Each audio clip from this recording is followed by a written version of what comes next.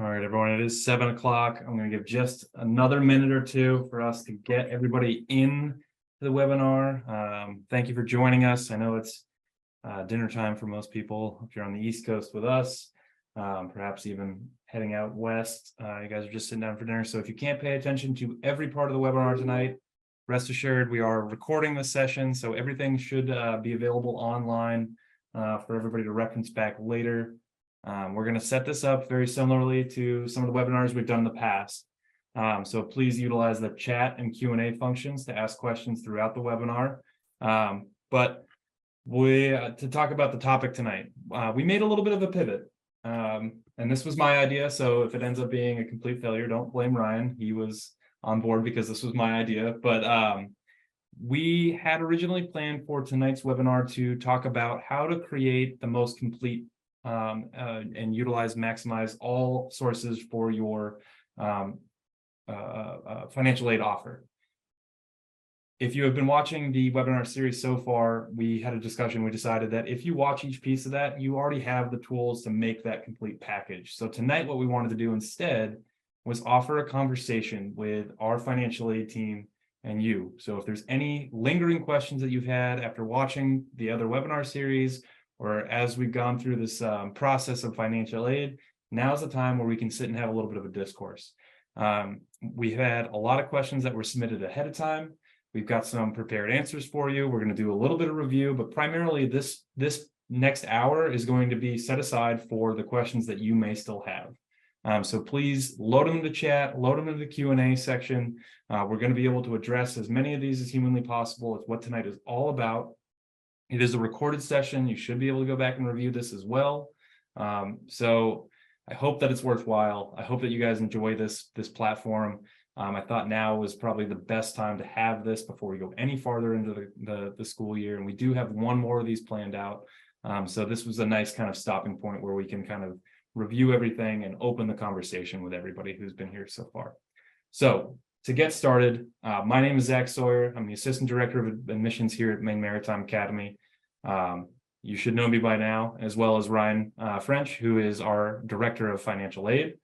He's been with me for all of these as well. And tonight we have joining the Assistant Director of Financial Aid, Angela Wiley, who has been with Ryan working diligently to get everybody's financial aid packaged for this upcoming fall and forward. Funny story. You know that by now, Ryan and I worked together at a bank previous to coming here. Angela also worked for the same banking institution before she came aboard here at Maine Maritime Academy. So we're very lucky to have her here. It's a pretty fun compliment to get us all back here in the same workspace and working together as a team. So without any further ado, I'm going to pass it off to Ryan to kind of introduce the evening and get the ball rolling, and then we'll open it up for Q&A. So go ahead, Ryan. Thank you very much, Zach, and thank you all for being here today. It's been a fun little road here these last few months, putting together a bunch of information for everybody and answering questions along the way. And we initially had an idea of doing an hour-long review of everything, which I think, as Zach mentioned, it's all there, it's all out there. You can pull up those webinars if you need to. So we didn't feel it was necessary to do that, and realized there were still a lot of people who had questions about the process, about very specific items throughout the process. And so I wanted to take the time to do a short review, really tighten it up, and then open the floor completely. So what I'm going to do is a little different. We're going to start with the same opening slide that we keep starting with, which is the review slide of what actually is financial aid. I'm going to say it again: funds provided to students and their families to help pay for post-secondary educational expenses, often dependent on financial need. So if you've been watching, if you've been following along already, you kind of know a little bit or maybe a lot about all of these different types and sources of financial aid. We've got federal and state grants. We've got federal, private, and institutional loans. We've got institutional and private scholarships. And then there's also work study mixed in there as well. What's going to be a little different tonight is I'm just going to put the major topics that we have covered over the last 4 months. I'm going to throw those topics up on the screen. and I'm gonna, briefly discuss each one of them as they pop up. And then we're gonna open the floor, and I wanted to leave all of the subjects and topics up on the screen for you so that you had something to reference. If something jumps out at you and you're like, oh yeah, I really wanted to ask about this, or, it'd be great if I had a little bit more information about that. Hopefully I have set this up correctly so that I'll be able to jump straight to those slides that we've reviewed in the past so that you have something to look at, and we can potentially answer specific questions as they pop up, and we'll just get started with a quick review. So here we go. We started off this whole thing talking about cost of attendance in our first webinar about the FAFSA. Cost of attendance is something we've broken down in every single episode so far, just because it is such a subject that many people have questions about. But very basically, cost of attendance as defined by the world of higher education is just your budget. There are direct costs of attendance, indirect costs of attendance. The direct stuff is what the school charges you for. The indirect stuff is what we think you as a student, as a family, should probably budget for. But we're not going to bill you for indirect costs of attendance. So when you look at that cost of attendance number, and many of you have seen potentially what your budgeted cost of attendance is, it really is just a budgeting tool. So one of the biggest confusions that I've run into has involved people viewing their cost of attendance and assuming it was a bill. So that's not the case. It's really a budgeting tool. The bills don't come out till July. It's a good way to figure out and do the math and calculate what your bill might be. But it is not a bill in itself. So moving on, we also talked about financial need. This is one that's come up in a few webinars as well. We did a whole math equation and calculation, figuring out how to figure out, what your financial need is. It's based on that cost of attendance figure. It's also based on any aid that you have received, whether you filled out the FAFSA and you've gotten some federal aid, or you've gone out and gotten private scholarships, or maybe you got a merit scholarship from the admissions department, or et cetera, et cetera. You do a calculation between those two figures, and that determines typically what your financial need is. There's need as defined by us. There's need that's defined by the federal government. So when you do the calculation for need as defined by the federal government, it's really just based on what information you have put in on the FAFSA. On the FAFSA, you put in all your demographic information, you put in all your financial information, and then at the end it spits out what's called the expected family contribution. And that's the only number that goes into that cost of attendance math when we are determining what your quote unquote need is as defined by the federal government. Then there's a different calculation where you're taking all of the aid that you've received to kind of figure out what you actually need to pay for school. So there is the need calculation defined by the federal government, and then there's sort of the actual financial need that you have in reality as you're trying to get your foot in the door here at Maine Maritime Academy. We also briefly went over the MyFinAid website. So many of you, if you have been accepted, you should have access to the MyFinAid website. If you don't, or you're having issues with that, we can maybe answer questions about some of that stuff and go over that in a little detail as well.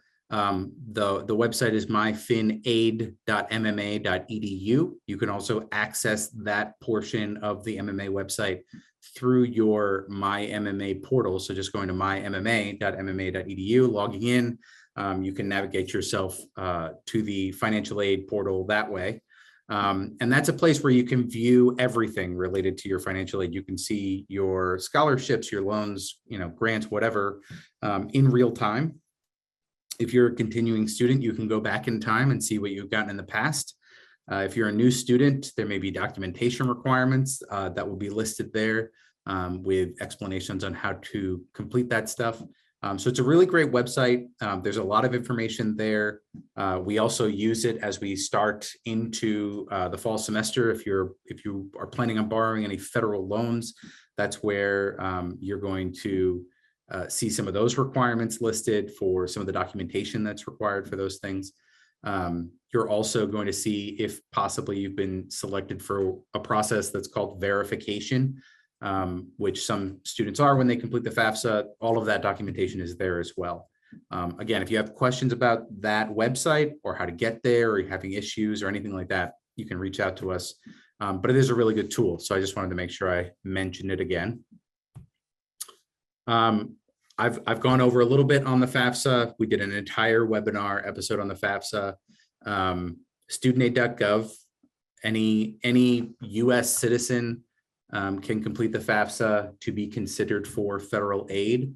If you are an international student who has a social security number, I believe you can complete the FAFSA, but you can't be considered for federal aid. It is a requirement for our endowed scholarships here at Maine Maritime Academy. So to be considered for endowed scholarships, that happens to be one of the eligibility requirements, is to complete the FAFSA. And it's really just a collection of your demographic and tax information. We get a lot of questions about the FAFSA. We get questions about how they do their math, how the feds, calculate what that expected family contribution is. So there's a lot that goes into that. And if you have questions about the FAFSA, I'm happy to answer questions.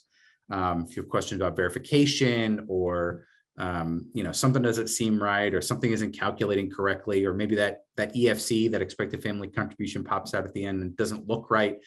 Those are all really good reasons to reach out to us. Send me an email or give me a call, and we can go over that information. We also talked about a couple times I've brought up FAME, which is the Finance Authority of Maine. So if you're not from the state of Maine, you don't qualify for the Maine grant specifically. But the Maine grant is a program that's available to students who are from Maine. So if you're on the webinar right now and you're from the state of Maine, that's something to check out. There are pretty strict eligibility requirements. They do occasionally open up those eligibility requirements, as we saw in this current academic year. But typically, if you're eligible for it, I already know. So it's not something you necessarily have to go and apply for. All you have to do is complete the FAFSA. And as long as you've completed the FAFSA and you're within a certain range of information, we should be automatically putting it on your financial aid offer. So if you've seen it on there and you were wondering what that was, that's what it is. If you don't see it on there and you think you should have it, feel free to reach out and we can check into that. The other thing that FAME does really well is the Maine loan, which is the Maine student loan, which is open to anybody who is attending Maine Maritime Academy. So that's people from Maine, people from out of state as well. It's a decent loan program. If I had been doing this webinar back in May, I would have said it's one of the better loan programs out there. You should definitely look into it. Their rates adjust and change, just like any other lender out there adjust their rates. They're still not bad, and they're a great organization, and they're a really great resource in general, just for finding aid and also for that Maine loan. So it's a really great website to look around at. They've got a lot of information there. If you're from another state, your state may have an organization like that as well. So, keep a lookout for that. If you're from Vermont, for example, they have a Vermont grant that is transferable to the state of Maine. So that's something to look into as well. So check out your own state, see if they've got higher education loan programs, higher education grant programs for the state. And then if you need any more information about either of those programs, you can check out their website or reach out and ask. So we also talked about federal aid. I brought this up briefly, I think a little bit talking about loans. There are other things that you can get after completing the FAFSA, but to qualify for any federal aid, you do have to complete the FAFSA. The thing that most people are looking for or hoping for, I guess, when they fill out the FAFSA is the Pell Grant. Grants are free money. You don't have to pay them back. They typically come from government organizations. Sometimes some big private organizations also do grants as well. But mostly those are, scholarship awards, things like that.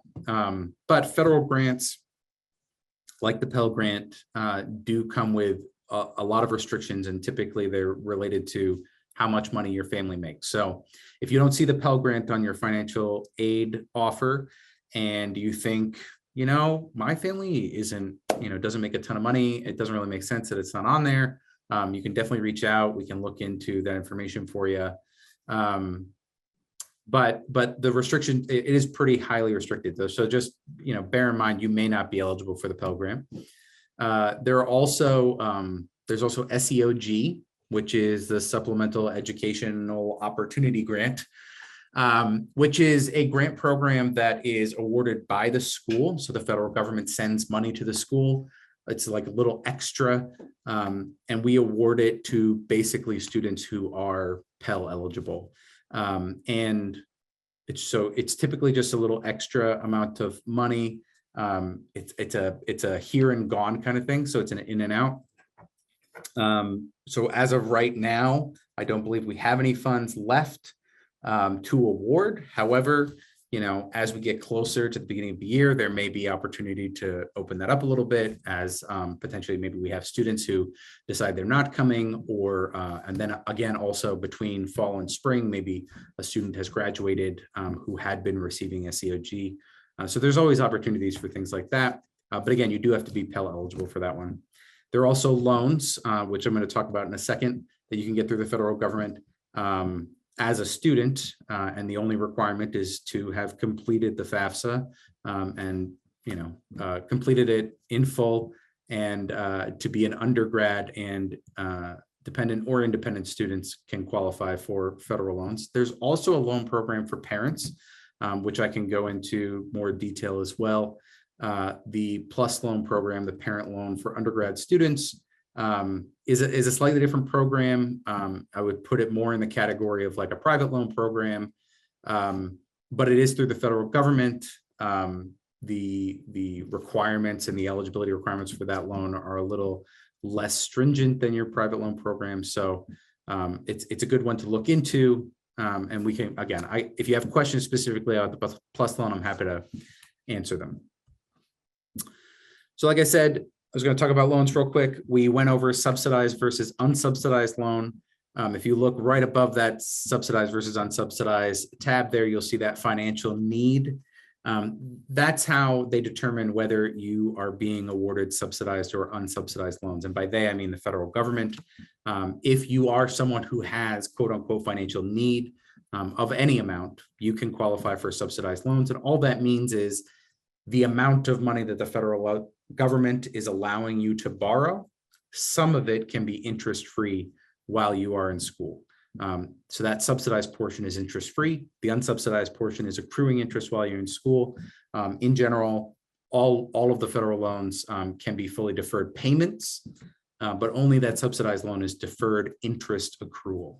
And if you have more questions about that, obviously, that's what this is for.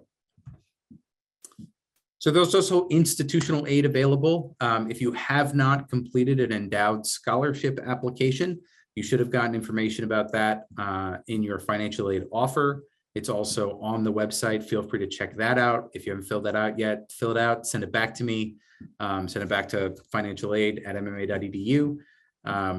That is one of the eligibility, that's one of the requirements along with the FAFSA in order to be considered for endowed scholarships. There's also merit scholarships. So many of you first-year students may have received merit scholarships. Those sort of are awarded by our admissions team. So they do show up on your financial aid offer, but they kind of get figured out and calculated and awarded before I get your information. So if you have questions about that award, I'm happy to answer them. If you want a review of your reward or for whatever reason, you can talk to your admissions counselor. But I know they're pretty good about reviewing the information and giving you the biggest possible award they can. There's also institutional loans available. I just bring it up. I want to bring it up quickly because I haven't touched on it a ton in any of the webinars. We do have an institutional loan program. There are not a ton of funds available in that program. And we typically hold them back for students who haven't been able to get loans elsewhere. So we get a student who goes to borrow from a Sally Mae or a College Ave or Discover, or maybe they go to Fame and they get denied on the loan, or they get approved, but the loan rate is exorbitant.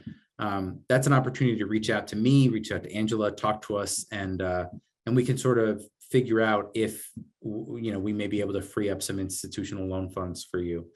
We are limited to how much we can lend, and we're limited per year per student to $10,000. So it may not completely fill the gap for some people, but it is out there. So if you're running into a situation where you feel like, I don't know where else to go, you come here. That's where you go. So we've also got private aid. We did kind of an entire webinar on private aid where we talked about those outside sources of aid. There are private scholarships out there. There are private loans out there. The scholarships are the ones that you all should be looking into right now. If you haven't started already, definitely go out there and start looking for some private scholarships, sorry. They're available online. They're available in your local community. There are typically billions of dollars just sitting out there waiting to be cashed in by undergrad students every year. So there's tons of organizations out there that do private scholarships. We've got a few links on our website to some private scholarship organizations that work specifically with some of our programs here at Maine Maritime. We also have links to some of the search engines that we've seen a lot of student success with. You can also go to Google and check out Google and see what pops up. I think scholarships.com is one that we don't typically, I don't specifically work with a lot, but it is out there. But the ones that we recommend most often are goingmerry.com, fastweb.com, and Career One Stop, which is run through the U.S. Department of Labor. They have a scholarship search engine as well. All of those programs are really great. They let you get really, really specific, so you can find scholarships that not everybody in the country is applying for, and potentially, your odds can, go up.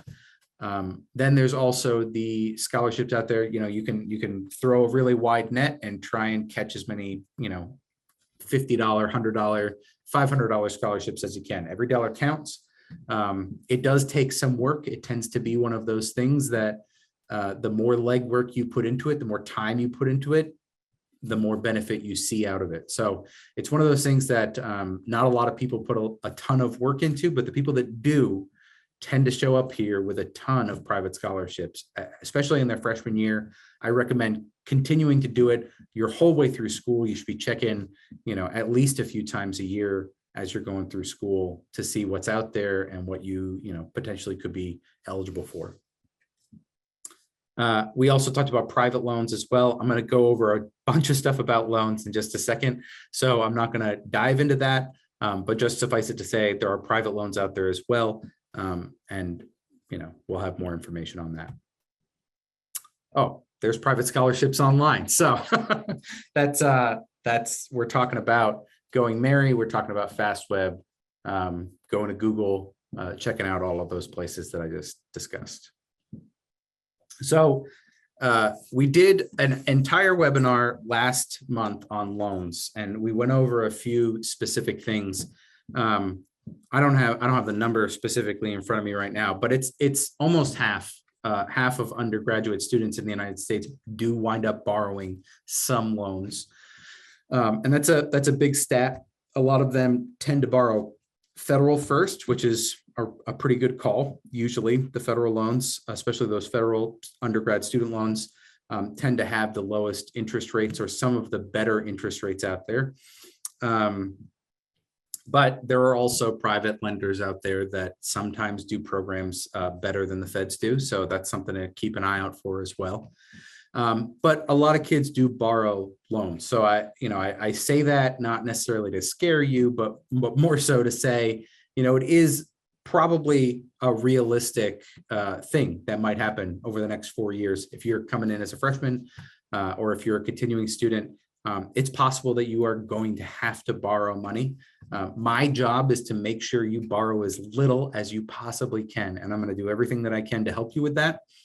It does take a lot of legwork on your part as a student and sometimes on the families to find ways to finance education without borrowing. But at the end of the day, probably at least half of our student population is borrowing some form of loans. So if you have questions about all that stuff, we're going to go over a little bit of it. But if you want more information, you can check out last month's episode or, ask questions right here. I'm happy to answer them. But it's also important to remember that students who graduate from Maine Maritime Academy are graduating at a level that a lot of students out there aren't. So yes, you may be borrowing loans, but you're also graduating and making money right out of the gate in a way that a lot of undergrad students do not in this country. So that's just an important thing to think about, job placement and the amount of income that you will be making.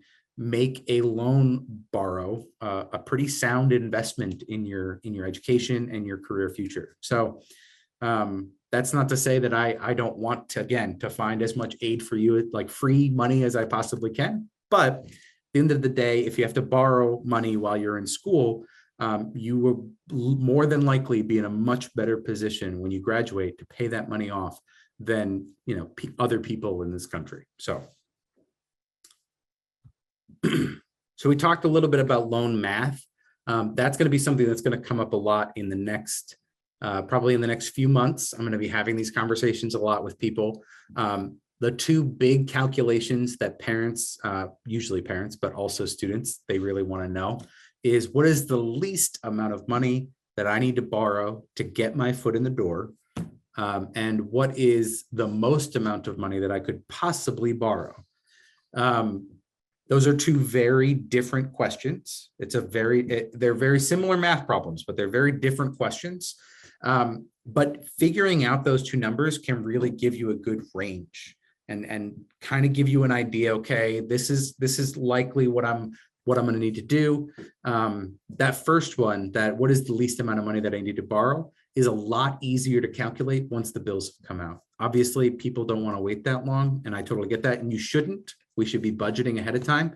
But when we budget, sometimes we have to not necessarily fudge numbers, but we have to guess at some things. Sometimes we will do some budget calculations to figure out exactly how much your bill is going to be. And then maybe you signed up for 4 labs and all of a sudden, your bill is a little bit more than we calculated it to be, or you change your degree program and there's something else, changed on the bill because of that. So that least number, we're going to work really hard to give you that number to figure out that math for you. But again, it really is just a budgeting tool, and we don't know what that number is actually going to be until those bills come out, and those don't come out until July 1st, typically, or that first week of July from the finance department. But to do that math, to figure out that budget, we go up to that cost of attendance number. We strip out all of the indirect costs that we talked about earlier, which are those things that the school doesn't bill you for. Those are things like transportation costs you might see on your cost of attendance. We're not billing you for that. Personal expenses, things like that. Typically, if you look on your financial aid offer letter, usually it's over there on the right-hand side. I'm holding my right hand up, but I don't know if we're mirrored here. But anyway, you're going to see it off to the side there as indirect costs of attendance. Those are things that, again, we're not going to bill you for. So we don't use those when we calculate what that minimum loan amount is going to be.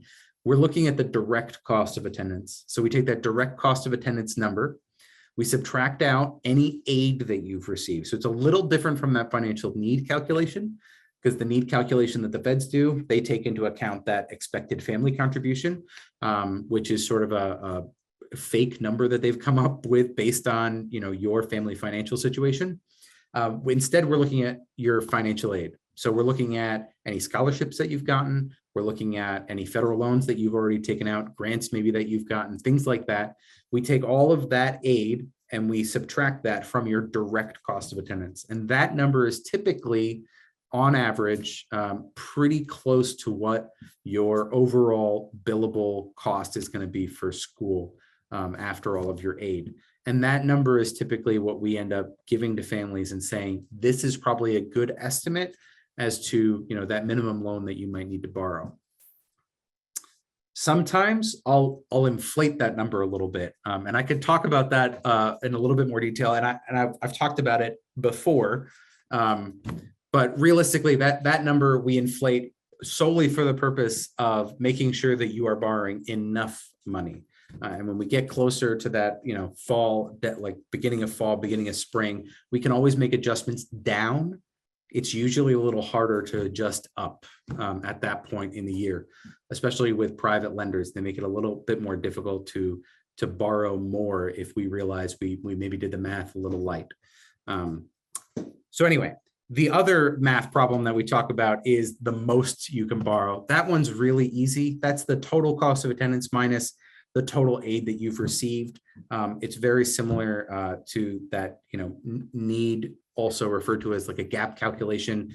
And that's the number that we use if you are borrowing a private loan. The lender may reach out to us and ask like, hey, can this person actually borrow this money? We give them typically that number, which is the maximum amount of money that a student could borrow, which is including all of those indirect costs. So it's going to be higher than your actual bill.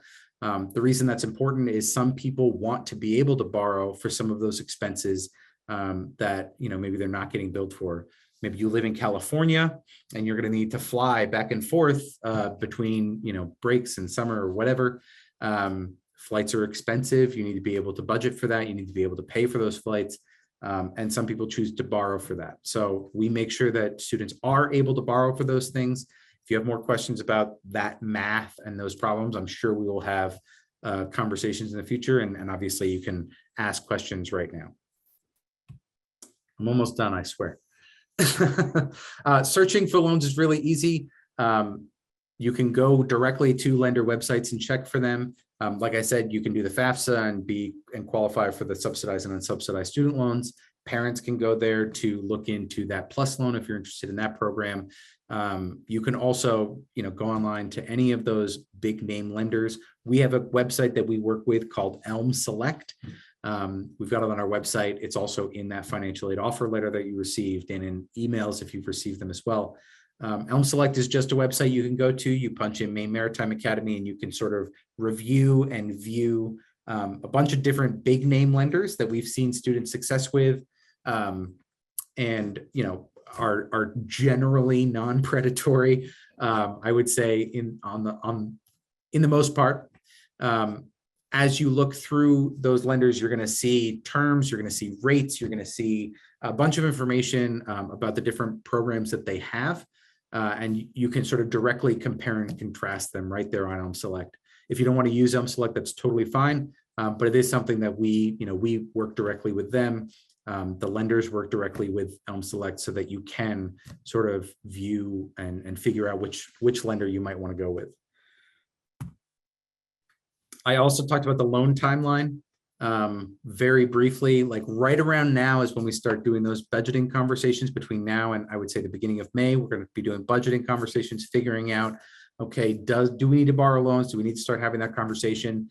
I would say before the end of May, you probably should have figured out maybe what lender you're going to apply with. Maybe you've already applied. I definitely have students who have already completed applications for the 23-24 school year. I've already certified loans for the 23-24 school year. So there's that. You can definitely go in and check out those lenders now if they have their applications open. Some of them do not yet. But again, by the end of May, probably definitely into June, we should be putting in those loan applications and figuring that out. Then once school starts, the lenders will disperse funds between the two semesters typically. One of the things I've talked about a few times in that loan webinar was borrowing for the full academic year. So trying to really plan ahead on that.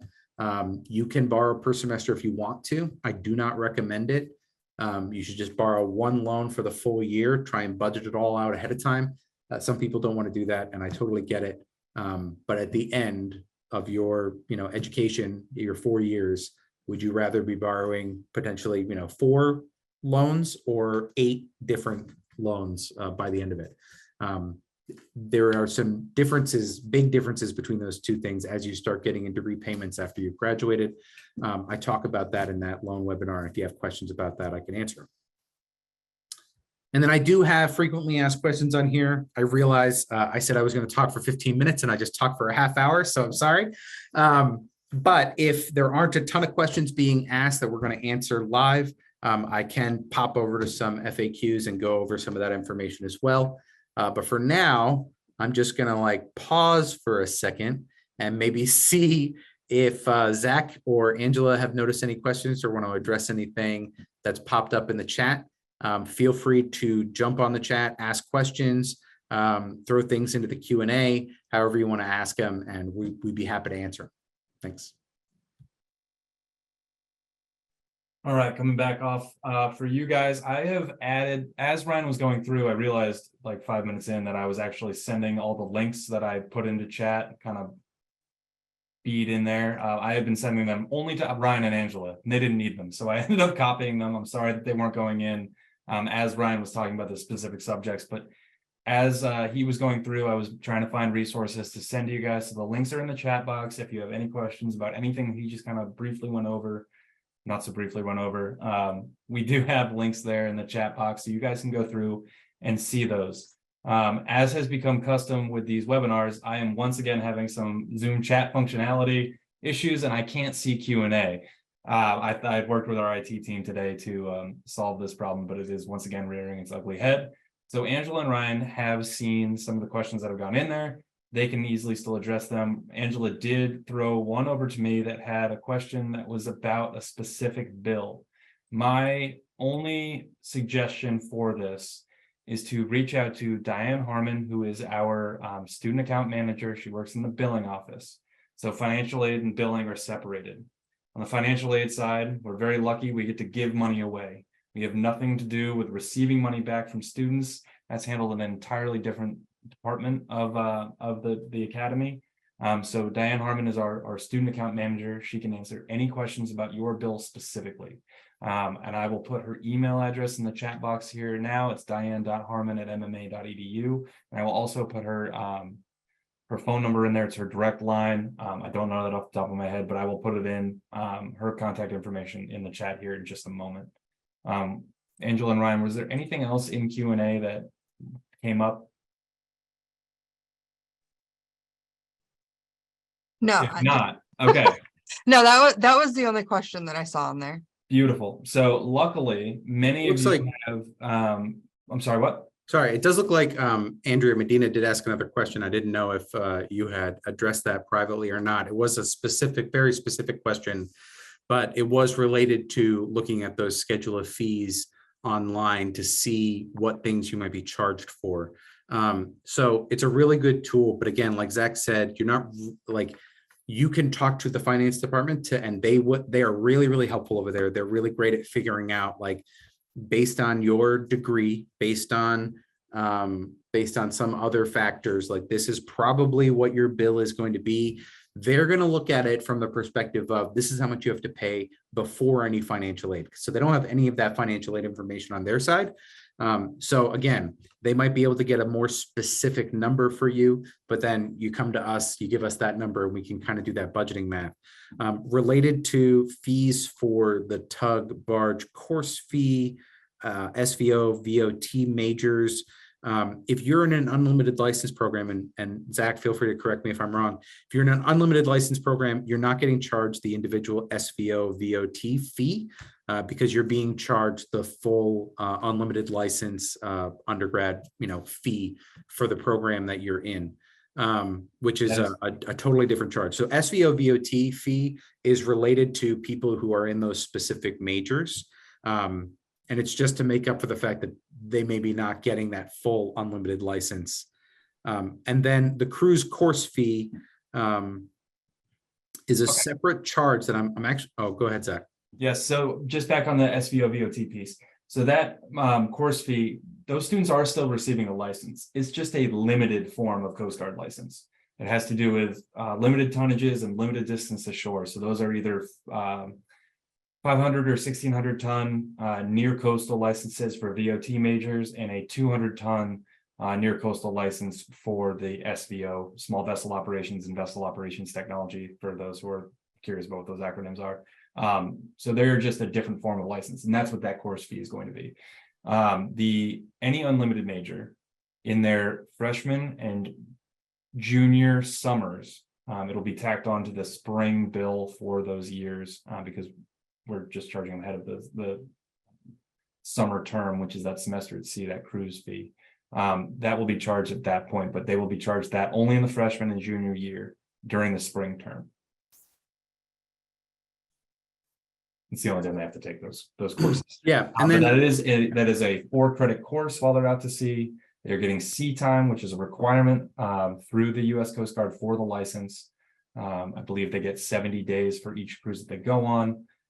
So it is a good indicator of success and training for that program. And Andrea, if you're still on, I think I did see your email, so I wanted to address that just because it is a good question. So the summer sea terms are done a little differently at other schools, so at other maritime schools specifically. So SUNY and I believe also Mass Maritime, some of those other maritime schools may do this as well. They split what we call our unlimited license fee. We charge in the fall and we charge in the spring, and then we charge a small fee in the summer just to cover some incidentals for the cruise. But the unlimited license fee is what you're paying for really for that license program. At places like SUNY and Mass Maritime, those fall and spring charges may seem much smaller than what we're charging you, but they charge you that full unlimited license fee basically as that summer sea term charge. So whereas we have maybe, I think it's between the two semesters, is it $7,500 for the unlimited license program, and then we charge $1,000 something, $1,100-ish for the cruise fee.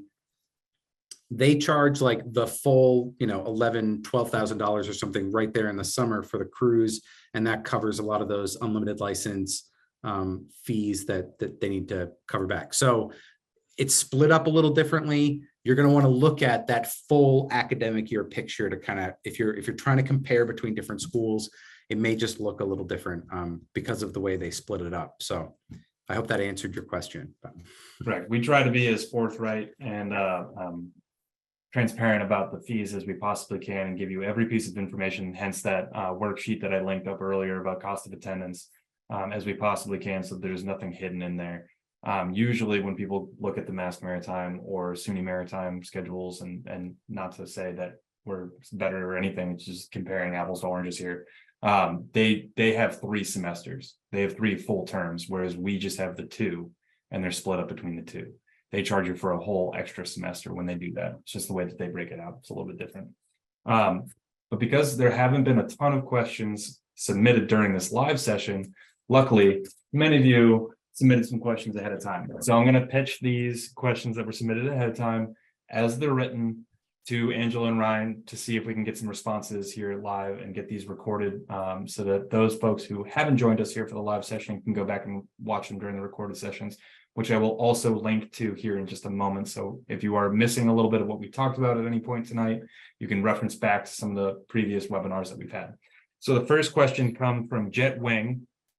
And the question is, can you talk about financial aid for people who need to borrow the complete amount of tuition and how that works?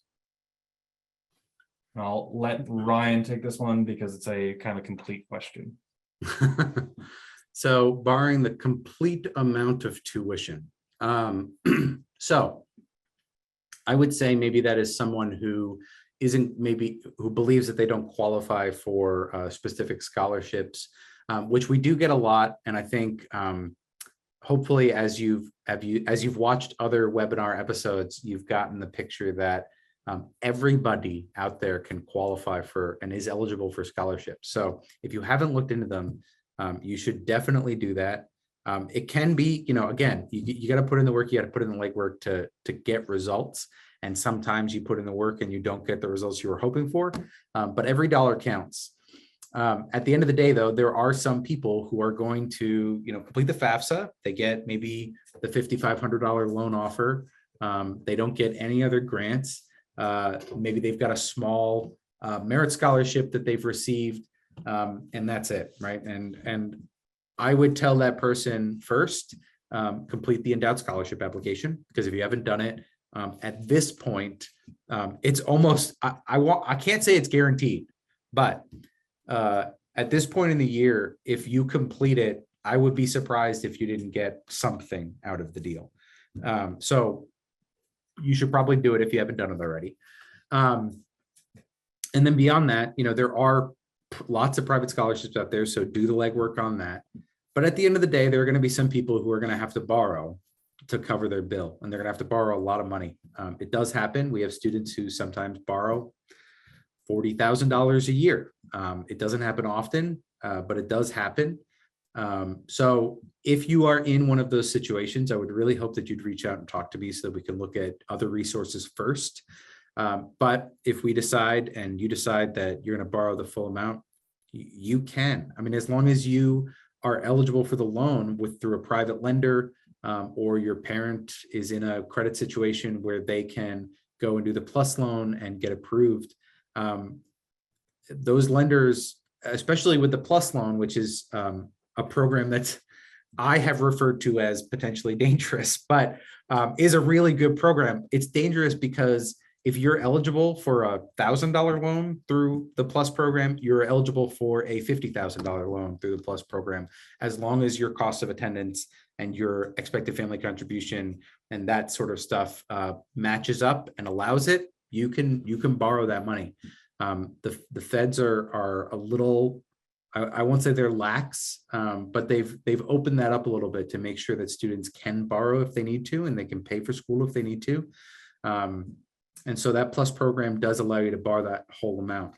Oftentimes, your Sally Mays, your Discovers, things like that, as long as your cost of attendance and your financial aid that you've received allow you to borrow. So you do that math, you do that calculation, and at the end of it, it says, yeah, max loan, $20,000.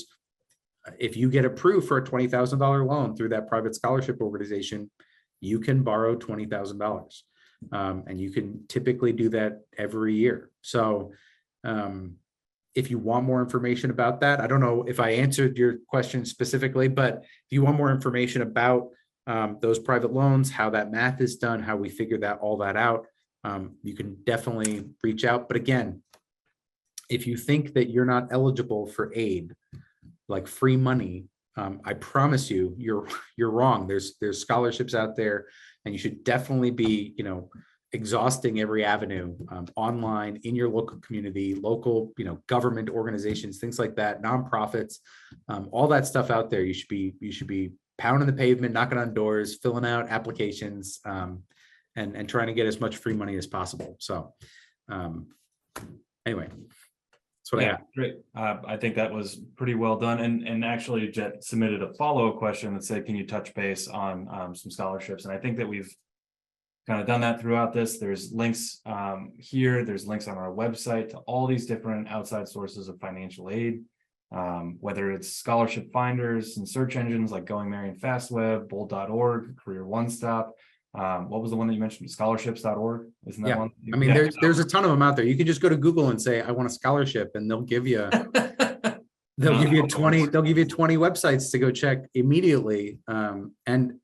And they're all good. I would say if you find a website for scholarships and they want you to pay money to get a scholarship, probably don't do that one. But otherwise, I'd say they're wide open, and you should be looking at all of them if you can. Yeah.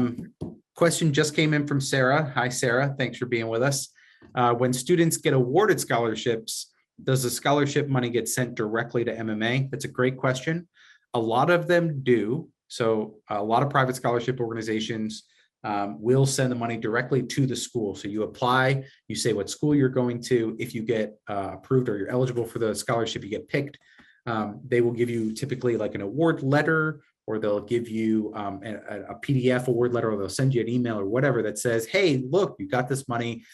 Here's the amount of money that you got. And in that, they'll typically tell you where the money's going to go. In some cases, the money does go directly to the student. There are a lot of like high school programs. If you've got scholarships through your, you found some scholarships through your like high school guidance counselor. A lot of those I find tend to go directly to the student. But I would say the vast majority of them go directly to the school. And in those cases, we prefer that you send us that information right off the bat. So when you get that award letter, you send it to financial aid, you say, hey, I got selected for a scholarship. Here it is. Here's the award letter, just so that we can have that on file. We can include it and calculate it, and then also make the finance office aware of it so that when they put that bill out in July, they've already accounted for that money. So it makes that process a little smoother on the back end as well. Perfect. Anything else in Q&A real quick? Yeah, one just came up. When do we find out if the other Sarah, this is a different Sarah. When do we find out if the endowment scholarship was awarded or denied? If you haven't found out yet, I would say if you if you have completed your endowed scholarship application in the last, let's say, week, maybe even last few days, and you haven't heard anything, just give us a second. We probably haven't gone through everything yet. But if you completed it and sent it in before last week, you probably should have gotten something. We sent update emails to students last week for people who had received an endowed scholarship after completing the application in the FAFSA. So take a look in your email. If you haven't gotten one and you did the scholarship application, you submitted it prior to this week, or maybe prior to like Friday of last week, then yeah, reach out to us and we can check. But we're doing it typically on about a weekly basis. So if you just submitted it, give it a week and we'll go from there. That's it in the chat right now. So All right, perfect. Keep those questions coming if you have them. This is the whole purpose of this webinar. We want to make sure that we're addressing your questions. So if you're here and you have them while we're talking, throw them in there. The next question comes from Dylan Frioli. Sorry if I just butchered your last name, but that's how it's spelled. I'm going to read it phonetically. And the question, I'm going to put this one to Angela and let her play for a little bit. Angela, what does it mean when it says on my bill that all money is due before school starts? Okay, so like I would say that bills are due before classes begin. So the bills get mailed out to you. You'll get your first bill sometime in July. And I think it has a due date, maybe even like August. But you're able to, like there is a little bit of wiggle room, I guess. Like it doesn't have, if it's not paid on the 15th, you still have a little bit of time before classes start to get that bill paid. The bill cycles come out per semester. So like your fall bill comes out in July, your spring bill will come out sometime in November. So it's a little bit more manageable when they're broken up by semester. And then the finance department does also offer payment plans. So like if, you get to the end of it and you're in, August and you've done like all your loans and your scholarships, and you still have a little bit left over, like you can certainly reach out to them and see if they're able to set up like a monthly payment plan to help you get that bill paid. Perfect. Ryan, anything you want to add? no, I mean, I think that was pretty good. I would just say that the finance office, I hope they don't watch this webinar because I'm about to say something that they're going to hate. But realistically, when you show up, if you're a first year student, for example, and you show up to orientation, if you haven't like lined up and figured out how you're going to pay the bill and gotten that information in the finance office, so whether it's between financial aid in any of its forms or payment plan, or just you're paying cash out of your savings account or grandma's sending the check, whatever, if you haven't set all of that up or at least inform the finance office about it, they're going to try and pull you aside and ask you what the game plan is. And then at that point, they're going to want like a game plan set in place. Realistically, we have students who showed up on campus the first day, started attending classes, and were here the entire semester before they paid their bills. It does happen. The finance office would not like that to happen. They would like the bills to be paid ahead of time. But if you run into like an issue, they're not going to keep you from coming. We're definitely not going to keep you from coming because you haven't, completely necessarily paid the bill or gotten all the money to the school or whatever. They just want to wrap it up. They want to get it all wrapped up, and you need to have it wrapped up before the deadline for signing up for spring classes. So that's where it kind of gets a little scary, is then you come into November, you got to sign up for your spring classes, and they basically won't let you. So the registrar's office, the finance office, if you haven't paid your bill, they'll put a hold on your account, prevent you from doing that. So That's where it comes in. But if we're coming into August, you're coming in September, you've just started, like, you're going to be able to start classes regardless. So hopefully that takes like a little pressure or weight off. But there is still a little pressure and weight because you are going to have to pay that bill, but we're not gonna like set a security guard at the door and keep you from coming in. So just FYI. Yeah, as Ryan mentioned, really the big obstacle comes at that point when you go to register for spring classes. They won't let you continue to go here without paying that bill, but we aren't gonna stop anybody at the door and say, whoa, bud. We got to collect first. And again, it's about more of having that plan in place. And really what it comes down to at the end of the day, because people are applying for these scholarships, they are applying for loans. That plan needs to be in the financial aid, or I'm sorry, in the billing office's hands, but there's still that EFC portion that you might be responsible for. So it might be like a lingering couple $1,000s that you have to figure out. And yeah, there's ways of managing that. We do offer payment plans. I dropped a link to the My College Payment Plan website on there.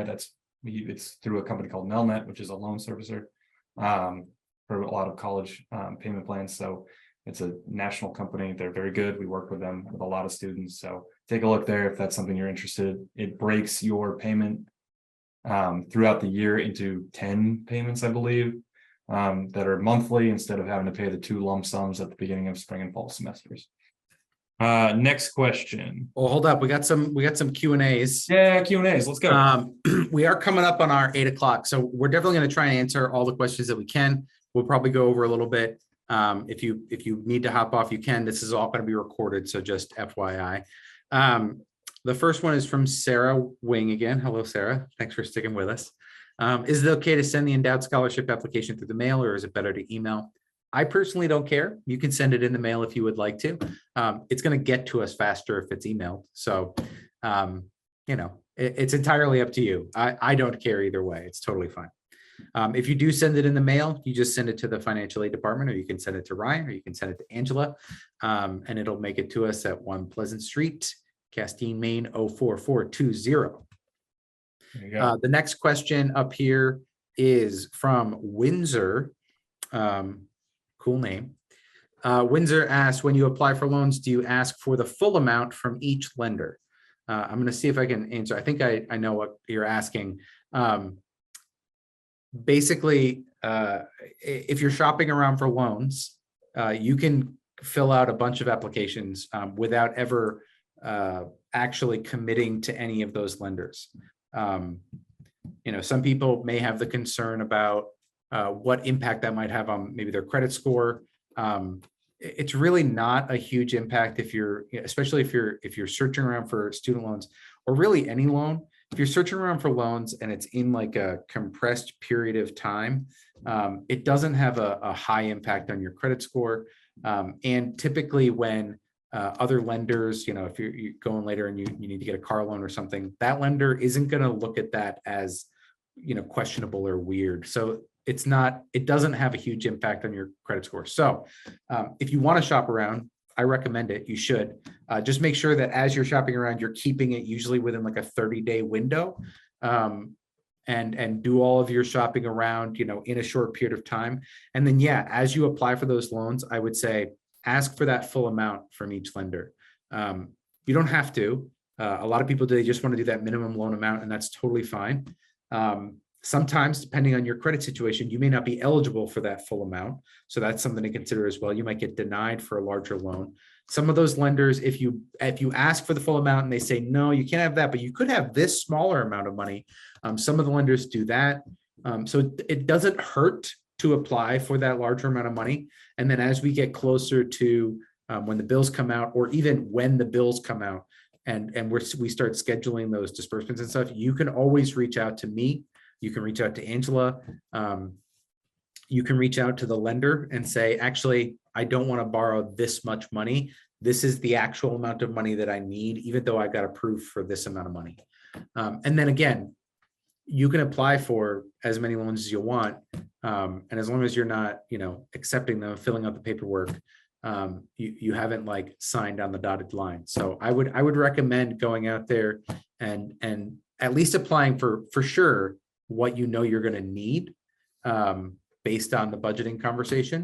And then, you know, I personally recommend the way that I process things. I would ask for that full largest loan amount. Some people feel really nervous about that idea, and I totally get that. It's entirely up to you.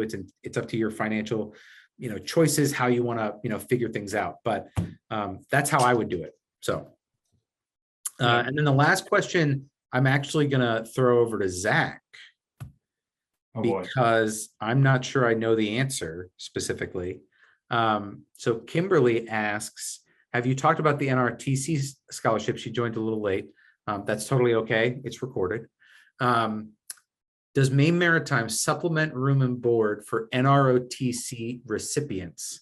And actually, I don't know a ton about the NROTC like scholarship waiver program. So I'm going to throw this over to Zach and see what he says. So strangely enough, this does fall into a question that I end up handling more on the admission side than we do on the financial aid side. And that's sort of on purpose. So we've talked about this in a couple of our different webinars, that GI Bill, VA benefits, those sorts of programs are actually kept out of the financial aid office on purpose. And I would throw on NROTC scholarships into that bin a little bit as well. It's a very similar process. It's federal money through a specific department. So we do have two different units on campus. We have a Navy ROTC unit, and we have a Marine ROTC unit. Through those scholarship programs, there's three different types. There's the 4-year full ride academic scholarship. That is for students who are in their senior year of high school that are applying to be covered for the 4 years that they're in college. You cannot apply for a 4-year ROTC scholarship if you are now in school. So this is only for students who are looking to apply for next year. That scholarship fully covers your tuition. And as a recipient, we waive room and board for you. So you also get a stipend to help cover for books and supplies. It is a pretty incredible program. It's wildly competitive. If you are a recipient, congratulations to you. That is an incredibly impressive achievement. You should be very proud. They've changed the way that that scholarship is applied in the last couple of years.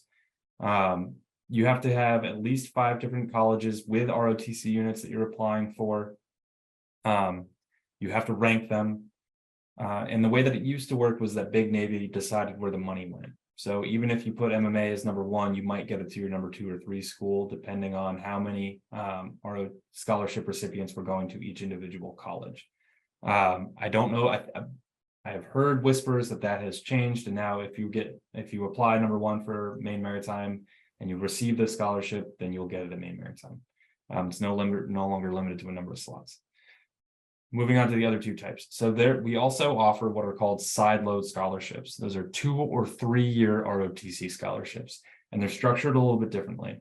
So if you come on board as a freshman, you haven't applied for a 4-year scholarship, but you decide you want to join the unit and you're looking for scholarship opportunities, either in your freshman or sophomore year, you can apply for a 2 or 3 year side load. So it's a similar program. We do not waive room and board for 2 or 3 year side load scholarship programs, but you still do get tuition, and you still get a stipend.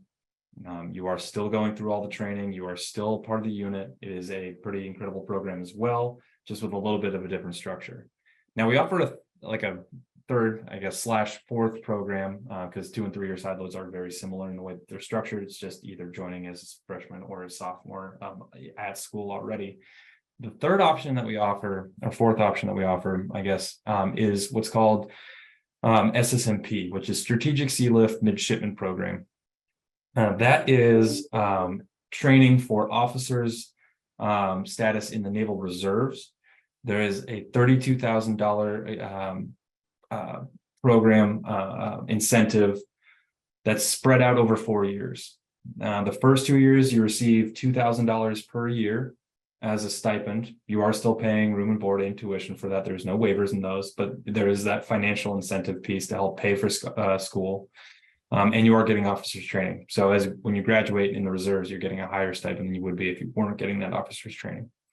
The other piece is that there's a requirement to sail on your U.S. Coast Guard license. It's only available to the midshipmen, so students that are in those unlimited license programs. It's a requirement to be in the regiment of midshipmen.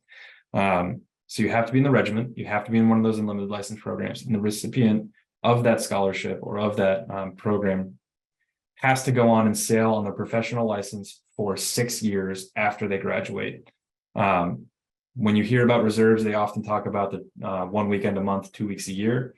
The 1 weekend a month is waived because you're sailing on that license as a requirement of the program. So that's waived.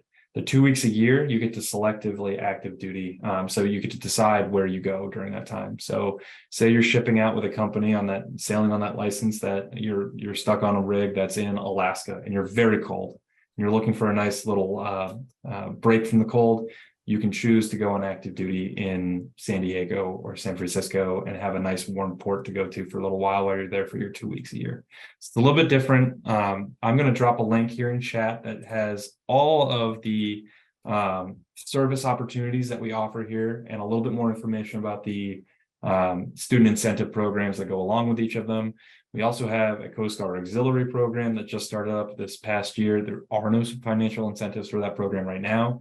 But there's more information about that on the link that I just dropped in the chat box. I hope that answers that question. So we have Kimberly said thank you. You're welcome. We do have we do have one more question. That's a good one that I didn't actually, I don't think I specifically addressed, from Sarah again. Thanks for sticking with us. We're probably going to wrap it up. I don't see more questions popping in, but I wanted to answer this one. This was related back again to loan programs. Do students start paying these loans back after they graduate? That's a really good question. A lot of those private loans and federal loans and even institutional loans give the option to pay them off after you graduate. So that's typically what students choose to do. Some of those lenders allow you to pay off loans earlier if you choose to. So to be making payments on those loans. Some of them offer incentive to pay them off earlier. So FAME is a really good example with the main loan, where if you are eligible for that loan program, yes, you can fully defer. And if you fully defer, that loan rate is not bad. It's better than the plus loan rate, frankly. So that's something to consider. But if you're making interest payments, so if you're making like a smaller than what would be considered like a full loan payment while you're in school, you can actually get a lower interest rate. And they actually, so the main loan it's a whole percentage point less if you're making interest payments. And so other private lenders have programs like that too. So you just have to check with them and see what they offer. With the main loan, also, if you're making full payments while you're in school, so let's say you want to borrow, but you're in the position, maybe, as a family or whatever, to make loan payments, full loan payments while you're in school, they offer an additional incentive and a lower rate. So the main loan does offer that incentive. Some private lenders do as well. But at the end of the day, most students are not making payments while they're in school. They're not even thinking about trying to pay off their loans while they're in school, and that's totally fine. I would say almost all of those lenders do give you the option of fully deferring those payments until after you have graduated. And that's based on just the enrollment information that's submitted from our registrar's department to the National Student Loan Database. So as soon as you've graduated, typically it's like a 3 to 6 month window after you've graduated. They'll reach out to you and say, hey, guess what? You got to start making loan payments now. Hopefully you've heard from them long before you've graduated, so that you have an idea of who you need to talk to, how you make payments, all of that stuff. And a lot of those lenders do a really good job about keeping you informed while you're in school, or at least having the information available. But yeah, you can kind of borrow, and you can, if you choose to, borrow and entirely forget about it until after you graduate, and then start making those payments then. So I actually have a couple more previously submitted questions that I want to throw out to you guys real quick. They're pretty simple, so I think we can kind of get moving on them. I have one here from Deborah, and she asks a very specific question, but I think it's important that we talk about it because it has to do with how aid is determined. So she asks, how is financial aid determined if I'm retiring next year? And that has to do with how it's broken out, but I'll give that to you guys to kind of talk about because I know the answer, but I think you guys would do a better job of explaining it. Sure. I can take this one, or I don't know if Angela wants to jump on it, but basically when you complete the FAFSA, it's based on the tax returns that are available when the FAFSA opens up. So in this case, the FAFSA opens up in October. So it just opened up last October, October 2022, meaning that they're looking at your prior year tax return at that point. But by the time you start school in fall of 23, it's actually your prior tax information, your prior year tax information, which confuses a lot of people. It doesn't make a whole lot of sense, but it keeps everybody on the same level playing field. At the end of the day, though, a lot can change in those 2 years. And so the financial information that you've submitted on your FAFSA for fall of 23, based on information from 2 years ago, might be very different than where you're at right now. So I think that's where that question is coming from. There are some adjustments that can be made on a case-by-case basis by the financial aid department if there has been a significant change in your family financial circumstances. It's a process called professional judgment. If you have more questions about that program or how that process works, you can reach out to us. You can also Google professional judgment online and get a little bit more information about that. But there are very specific circumstances in which someone can have that information adjusted. Usually it's loss of income due to, I lost my job, or I think potentially retirement could qualify as long as there was a significant change in those financial circumstances. There's also, sadly, like the death of a parent can be, highly impactful. Changes in the marital status of your parents may impact, who you're staying with, who financially supports you. And those are things that can change in that 2-year period. So if you've had a significant change in circumstances, typically financial circumstances, also, sometimes those very specific family circumstances, reach out and ask us about it. We can definitely answer those questions. But yeah, so if you're retiring, I guess short answer, yes, there is a way to make adjustments. It's not necessarily perfectly straightforward. It does go through, you have to apply, you have to provide documentation. There's a review process by a board here at Maine Maritime Academy. And then at the end of it all, you may not be selected for a professional judgment depending on the information that you submitted. But if you're interested in that, you can reach out and ask us. And I'm actually changing right now everyone's name on their panel pictures to our email addresses. So if you have any questions for myself in admissions or Ryan or Angela in financial aid, I actually manage the financial aid general inbox. So if you have a question that kind of comes through on that side, I can also help, but mostly by pivoting it and pushing it to one of their individual inboxes. So either way, that all works out. So I'll put those contacts here in our names. I got 1 or 2 more, and this one has reared its head before. So I want to put it out there. Do you offer financial aid for foreign students? Great question. I get it a lot. I'm gonna lump another thing in there as well, because it's a question that we get similarly with graduate program students. So grad and international students, so students who are coming here for the master's program, where they're coming here from out of the country, typically are not eligible. Those international students are not going to be eligible for FAFSA.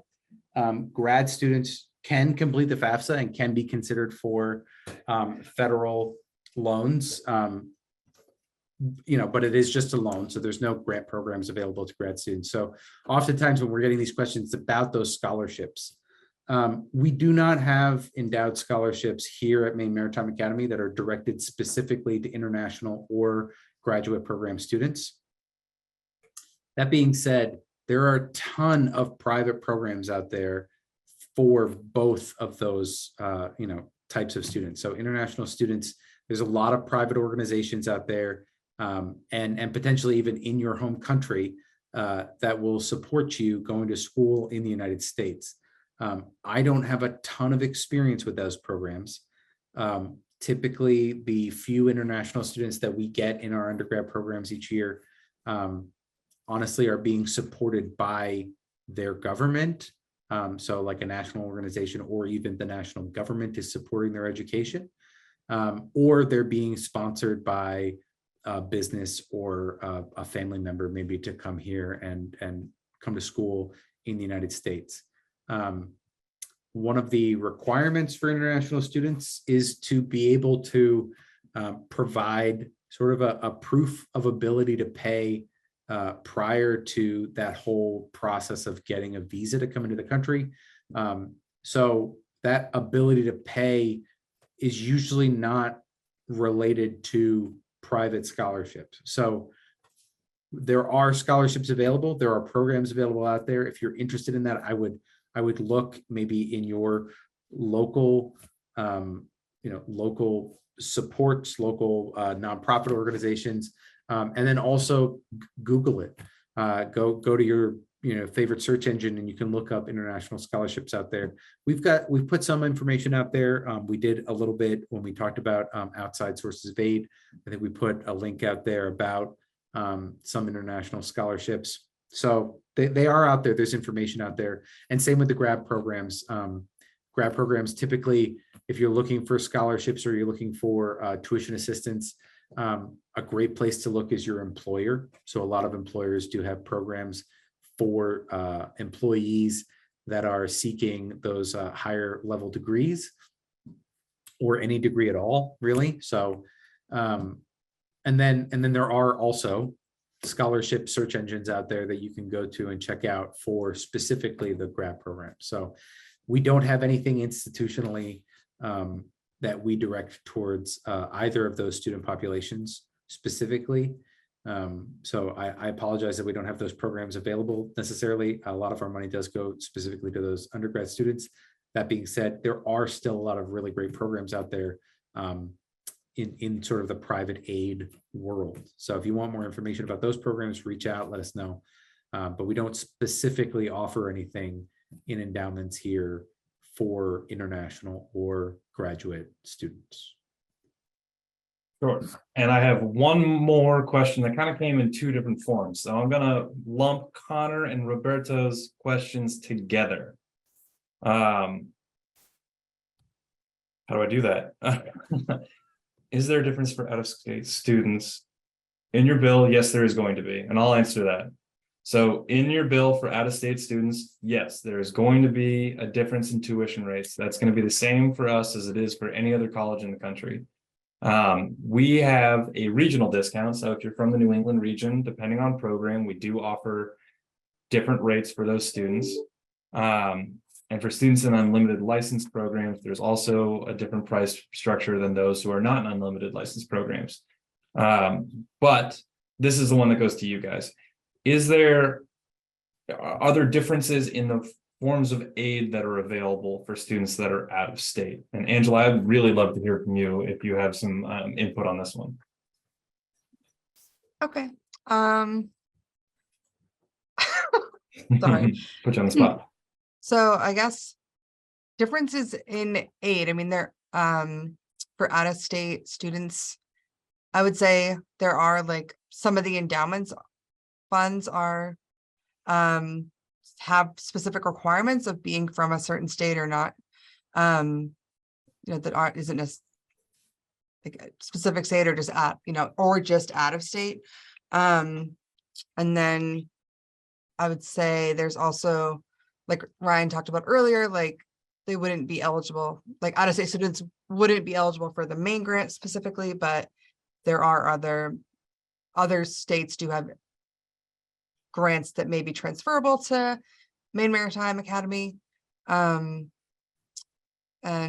I think, I think that's mostly it. I mean, as far as I'm aware, generally, it's, Yeah, I mean, as far as private aid is concerned, I don't think, yes, there are going to be organizations that are specifically for students from Maine. But there's also going to be organizations that offer scholarships specifically for wherever you're from. So I don't know that there's a real huge difference in private aid. When you get to like more of those state programs, you know, some states you can get an education grant, but you can only use it in the state you're going to school. So Maine does that. Maine students, I think it's transferable maybe to a couple states, the Maine grant, but usually you have to be going to school right here in the state of Maine in order to be eligible for the Maine grant. There's a slight difference in the merit that we offer depending on where you're from, because we do take into account the fact that you maybe are coming from out of state and are being charged more. So an out-of-state student might see a slightly larger merit award than an in-state student. But yeah, like Angela said, with those endowments, depending on where you're from, you may be eligible for more or less money, but it's not that different. So I would say, yes, the bill is different for an in-state versus an out-of-state student. The aid that you're eligible for is not that different from maybe an in-state student if you're from out of state. Just going back to some of the links that dropped in the chat box earlier, Worthington Scholarship and Mitchell Institute Scholarship, those are both for Maine-based students, but there are programs like that probably in every state. I can't say specifically, but they're exactly like those programs, but those are ones that we know of in Maine that we want to share with every Maine student that we have the opportunity to. However, things like the Blue Water Scholarship Foundation and the TK Foundation are for any student from any state that are in unlimited license tracks. So there are plenty of different opportunities depending on what you're looking at. Going Marion, FastWeb, Bold.org, Career One Stop, Scholarships.org. Those are all national scholarship search engines. So those are going to be available to any student going to school in any state. So there's resources that are out there available to anybody who's looking for aid, coming here, leaving Maine, going elsewhere, whatever it may be, whatever your situation is, there's going to be something that's available to you in the scholarship side. As far as the grants go, like these guys said, it's based on your state, and federal aid doesn't matter. You know, if you're in state, out of state, they're available for every student nationally. So that's all I have. Has anything else popped up in Q&A that we need to be aware of? Nothing. Perfect. We went way over tonight. We did. So anybody who's still on, you're a hero. Thank you for sticking around with us. You guys are the reason that we continue to do these. We appreciate everybody's interest in these, and we're going to keep on. We got one more, I think, next month. Ryan, do you remember what that one's going to be by chance? Yeah, so next month, I didn't do the fun little end slide. I totally forgot about it, where it Kind of did it too. asks if anybody has questions and then give sort of a schedule. No, we're going to do one next month, and next month it's going to be kind of about wrapping everything up. So we're going to talk about how the loan certification part of it works if you guys are planning on borrowing loans, and I'm going to try and talk about some of the billing stuff. So, you know, communicating with the billing office, what that billing schedule is like, when those bills are going to come out, what you should be looking for as you're looking at those bills. So just kind of like a wrap up and looking forward. We are always going to be a resource here. If you or your student comes to this school and doesn't come and say hi to me and get to know me and get to know Zach and get to know Angela, you're missing out. I'm telling you. We can be really great resources. We're a great place to come, sit down, talk, go over whatever it is you want to go over. But at some point, you know, you are going to get passed from financial aid to the billing office. The billing office is going to take over some of that stuff. And you know, I just wanted to help with that transition a little bit. But we'll always be here. So anytime you want to come in and talk, anytime you want to reach out to us and go over, you know, your financial aid, like definitely do that. But just wanted to make sure we had a whole episode preparing everybody for what that billing cycle looks like. So now, do you remember if that's going to be on the 5th or the 12th? I don't remember which Wednesday it is, but it will be. Zach. I don't remember. I'm sorry, and I hate to put you on the spot.